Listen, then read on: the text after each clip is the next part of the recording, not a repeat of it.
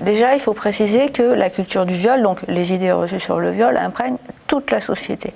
Personne n'y échappe.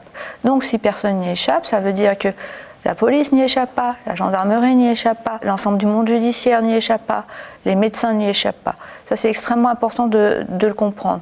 Donc ça veut dire qu'il faudrait que, typiquement, certains policiers, lorsqu'ils vont recevoir une plainte, peuvent avoir des idées reçues sur le viol, poser des questions déplacées, considérer que telle femme n'apparaît pas crédible parce qu'ils ont des idées reçues, donc mal recevoir les victimes.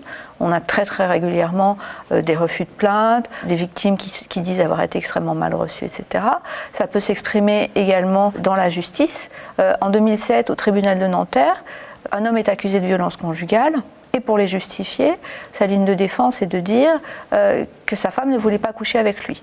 Et suite à cela, le juge va s'adresser à la victime en lui disant « Mais enfin, madame, le devoir conjugal, qu'est-ce que vous en faites ?»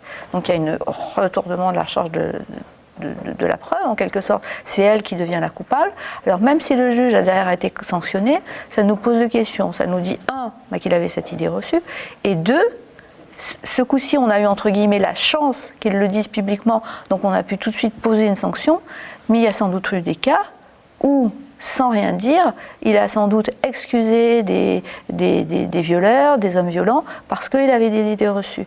Donc déjà, ça nous montre que non, en France, on ne traite pas convenablement des violences sexuelles.